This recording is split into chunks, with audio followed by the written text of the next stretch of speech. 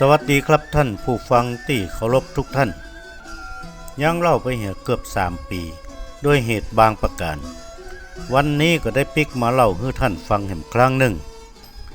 ครั้งก่อนผมเล่าถึงตอนที่160เป็นเรื่องของพญาอโศกกับพุทธศาสนาตอนที่2ก็คงต้องพักไว้ก่อนละครับไว้โอกาสดีๆผมจะเล่าต่อให้จบในวันนี้ตอนที่161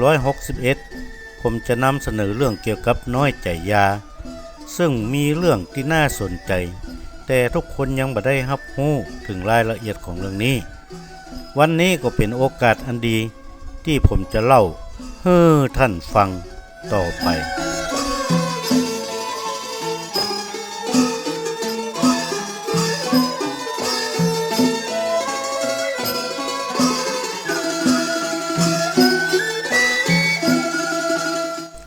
เมื่อปีพ.ศ. 2429เจ้าอินทวิชัยนนท์ในฐานะเจ้าประเทศสลาดของสยามก็ได้ทรงเจ้าดารารัศมีพระราชธิดาของพระองค์ซึ่งมีอายุเพียง13 ปีไปถวายรัชกาลที่5ยังเมืองบางกอกจนถึงปีพ.ศ. 2457เจ้าดารารัศมีก็ได้รับอนุญาตให้มาอยู่ยังเมืองเชียงใหม่อย่างถาวรเมื่อเข้ามาอยู่ยังเชียงใหม่ก็มานึกถึงละครที่แสดงสดยังเมืองบางกอกเป็นที่นิยมมากในสยามเวลานั้นเรื่องละครสดที่นิยมยังเมืองบางกอกก็คือเรื่องสาวเครือฟ้าผู้ประพันธ์ก็คือกรมพระยานราธิปประพันธ์พงศ์ซึ่งก็ได้เข้ามาจากเรื่องมาดามบัตเตอร์ไฟล์เป็นเรื่องราวของทหารเรืออเมริกันกับสาวญี่ปุ่น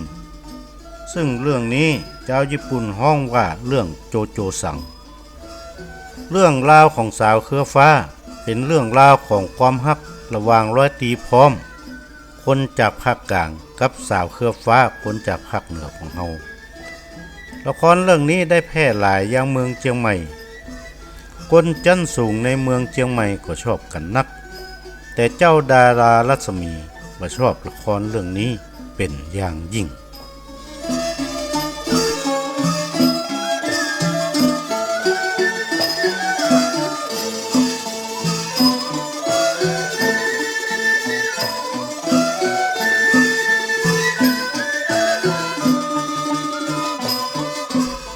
เจ้าดารารัศมีก็ได้โปรดให้ท้าวสุนทรซึ่งเป็นข้าราชการของเจ้าแก้วนวรัตน์เจ้าเมืองเชียงใหม่ในขณะนั้นให้แต่งละครซอเกี่ยวกับความฮักของหนุ่มสาวให้กินใจซาบซึ้งว่าอันท้าวสุนทรก็ได้แต่งเรื่องน้อยใจยากับนางแว่นแก้วแล้วนำเสนอเจ้าดารารัศมีเจ้าได้ฟังก็โปรดปรานยิ่งนักเอาคนมาฝึกห้องฝึกแสดงละครแล้วเล่นในคุ้มหลวงที่เวียงเจดีย์กิวซึ่งปัจจุบันก็คือสถานกงสุลสหรัฐนั่นเองหลังจากเล่นในคุ้มแล้วก็ได้รับการเผยแพร่สู่ภายนอกโดยเฉพาะการนำมาเล่นที่วัดสวนดอกเมื่อเจ้าดารารัศมีอายุได้60 ปีได้รับความนิยมจากคนดูเป็นอย่างยิ่งและก็แพร่หลายโด่งดังไปทั่วภาคเหนือณที่หั่น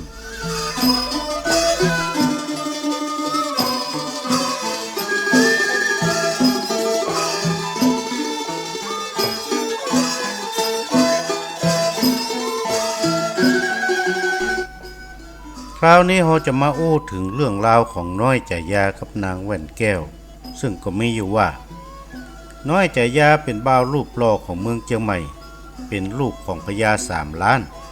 ซึ่งเป็นข้าราชการชั้นผู้ใหญ่ของเมืองเชียงใหม่ส่วนนางแว่นแก้วเป็นสาวงามเจ้าเชียงใหม่เป็นลูกของเต้าใจลังกามีแม่น้าหรือแม่เลี้ยงชื่อว่านางอุษาแว่นแก้วก็มีพี่แฟงหรือพี่เลี้ยงชื่อว่าบัวเกียงมีอาชีพแปลงเครื่องเงินอยู่ในเมืองเชียงใหม่น้อยใจยากับนางแว่นแก้วก็ฮักชอบพอผูกใจฮักกันซึ่งกันและกันโดยที่พญา3 ล้านกับเต้าใจลังกาก็หันดีหันงามโดยกว่าอัน ค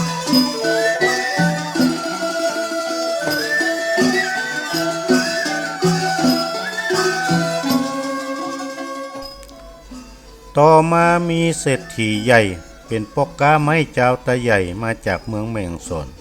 ชื่อว่าตังแกสังหมุยได้เข้ามาอยู่ยังเจียงใหม่สร้างหมุยมีลูกบ่าวอยู่คนหนึ่งนามว่าสร้างนันตา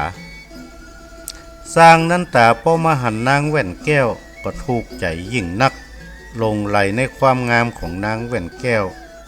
เป็นบลับบนอนจึงได้ฮื้อสร้างหมุยไปขอนางแว่นแก้วกับต้าวใจลังกาต้าวใจลังกาก็บาดตกปากฮักกำเนื่องจากได้รับปากกับพญา3 ล้านไว้แล้วส่วนนางอุษาเมียพญา3 ล้านก็ถูกใจสร้างน้ำตายิ่งนักเนื่องจากเป็นคนรวยเศรษฐีใหญ่ปอกกาไม้เมืองแม่ฮ่องสอนก็ฮับของมั่นแตนแล้วก็ฮับปากสร้างน้ำตาว่าจะเกื้อกล่อมเต้าใจลังกาฮื้อได้ว่าอัน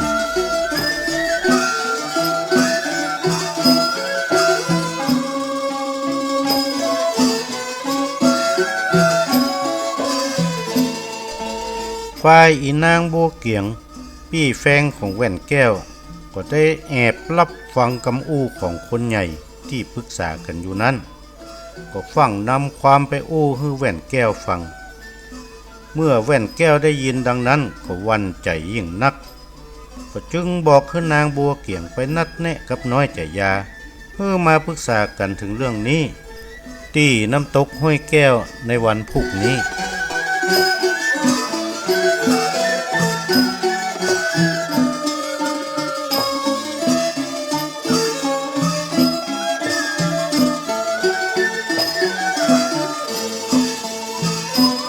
ที่น้ำตกห้วยแก้วหลังจากทั้งสองได้มาปะกันทักทายกันแล้วก็เป็นการตัดพ้อต่อว่าตอบโต้กันไปมาตามคำซอกน้อยใจยากับนางแว่นแก้วเป็นคำอู้ที่ลึกซึ้งงดงามกินใจยิ่งนักปัจจุบันมีหลายท่านนำมาฮ้องเป็นเพลงโดยเฉพาะคุณจรัญมโนเพชรกับคุณสุนทรีเวชานนท์นำมาถ่ายทอดได้ดีมากซึ่งท่านก็หาฟังได้ทั่วไปครับ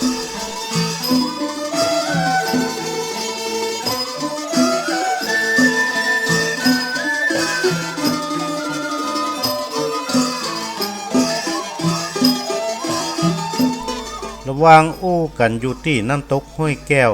สร้างนันตาได้หู้ข่าวการนัดแนะของทั้งสองก็ตัวยมายังน้ำตกห้วยแก้วเมื่อมาปะก็ต่อว่าน้อยใจยาว่ายังมายุ่งกับกู้มั่นของตัวเก่าได้จะใดถึง3ก็เถียงกันยังที่ห้วยแก้วเมื่อตกลงกันบ่ได้ถึงหมดก็เลยพากันไปขึ้นศาลฟ้องต่อศาล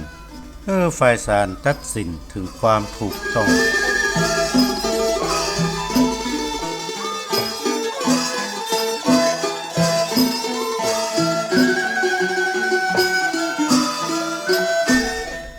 ท่านผู้ฟังที่เคารพครับ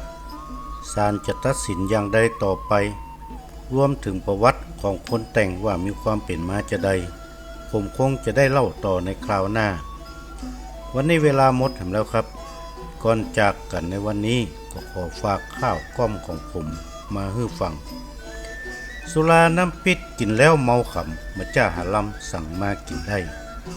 จากดักจึกกือบะเหมือนใบลองใส่เข้าไปม่วนแต่หน้าเลี่ยมตาล่อเป็นวอกซอกแห่เอ็นเอเตียวกองลืมมดโศกตุกบะสนเข้าของกันว่าได้ลองโลกนี้ของข้าโลกนี้ของข้าวันนี้ผมนานวาดขอวาดวางลงเต้าอี้เต้านี่แลสวัสดีครับ